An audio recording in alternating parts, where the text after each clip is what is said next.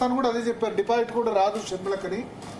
ఇక తెలంగాణకు సంబంధించి సర్ప్రైజింగ్ ఉంది. న్యూస్ 18 ఎగ్జిట్ పోల్లో ఎన్డీఏ 7 to 10 అన్నారు, కాంగ్రెస్ పార్టీ 5 నుంచి 8 అన్నారు, బీఆర్ఎస్ కు 2 నుంచి 5 అన్నారు.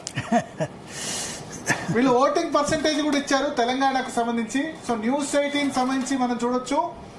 ఓటింగ్ పర్సెంటేజ్ బీఆర్ఎస్ కు 21% ఓటింగ్, బీజేపీకి 37% ఓటింగ్, కాంగ్రెస్ పార్టీకి 34%, అదర్స్ 8.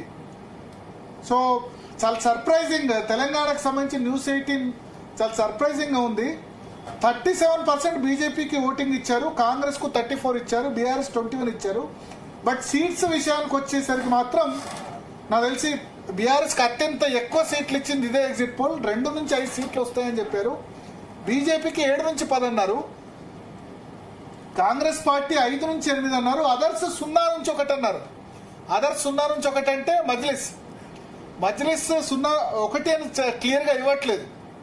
0 to 1 అన్నారు. అంటే మాధవీలత పోటీలో ఉన్నట్టు వీళ్ళు చెప్తున్నారు. న్యూస్ 18 కు సంబంధించిన ఎగ్జిట్ పోల్ 0 to 1 ఇచ్చారు. మిగతా వాళ్ళందరూ క్లియర్ గా ఎంఐఎం 1 అని ఇచ్చారు. First exit poll News 18 exit పోల్లో చాలా సంచలనంగా చెప్తున్నారు. బీఆర్ఎస్ కు 2 నుంచి 5 సీట్లు ఇచ్చారు. మజ్లిస్ పార్టీకి ఇక్కడ క్లియర్ గా 1 సీట్ ఇవ్వలేదు. మాధవీలత మజ్లిస్ మధ్య హోరీ పోరు హైదరాబాద్ లో ఉన్నట్టుగా వీళ్ళు చెప్తున్నారు. బీజేపీకి హైయెస్ట్ సీట్లు ఇచ్చారు, హైయెస్ట్ ఓట్స్ కూడా ఇచ్చారు, 37% ఇచ్చారు. కాంగ్రెస్ కి 5 నుంచి ఇచ్చారు. సర్ప్రైజింగ్ బీఆర్ఎస్ 2 నుంచి 5 ఇచ్చారు. సో హైదరాబాద్ సీట్కి వద్దాం నగేష్ గారు. చాలా ఇంట్రెస్టింగ్. మాధవీలత దేశం దృష్టిని ఆకర్షించింది. మోడీ కూడా స్వయంగా ట్వీట్ చేశారు.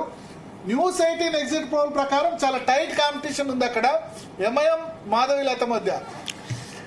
అంటే ఇప్పుడు ఏమిటంటే, ఇప్పుడు ఈ కాన్స్టిట్యుయెన్సీ ఏమంటారు రీఆర్గనైజేషన్ జరిగిన తర్వాత ఇంతకుముందు చేవెళ్ళ, తాండూరు, వికారాబాద్ ఉన్నప్పుడు పరిగి ఉండేది. సో అప్పుడు ఉన్నప్పుడు ఇది కరెక్ట్ అయ్యేది. ఇప్పుడు ఏమిటంటే 7 సీట్లు ఓల్డ్ సిటీలో ఉన్నాయి, ఎక్సెప్ట్ కారవా ఇటు అటు ఉన్నాయి. నాంపల్లి కూడా చాలా, గోషామహల్ హిందూ మెజారిటీ ఒకటి ఉంది.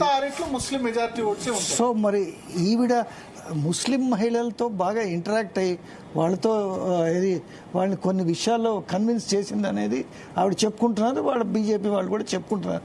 కానీ ఆవిడకి డిసడ్వాంటేజ్ ఏమిటంటే గోషామహల్లో రాజాసింగ్ అసలు క్యాంపెయిన్ చేయలేదు మొదటి నుంచి ఆఖరి దాకా.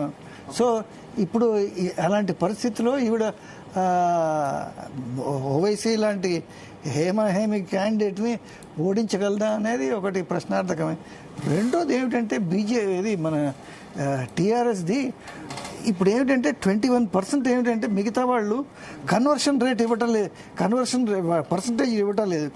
21% వీళ్ళు ఏమంటారంటే 21% is converting into 2 to 5 seats. అంటే ఒకటి మన హైదరాబాద్ కన్క్లూడ్ చేసి మీ ఉద్దేశంలో హైదరాబాద్ అయితే నో ఛాన్స్ మాధవీలతకు?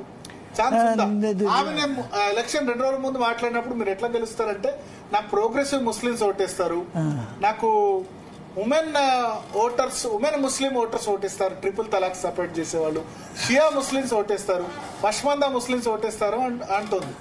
అంటే బట్ ఎవరైతే జరగలేదు.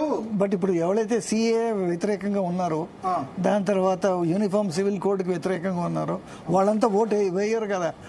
అది కూడా మనం గుర్తుంచుకోవాలి. మనం కొన్ని ప్లస్ పాయింట్స్ ఉంటే కొన్ని మైనస్ పాయింట్స్ ఉన్నాయి. సో ప్రేమేందర్ రెడ్డి గారు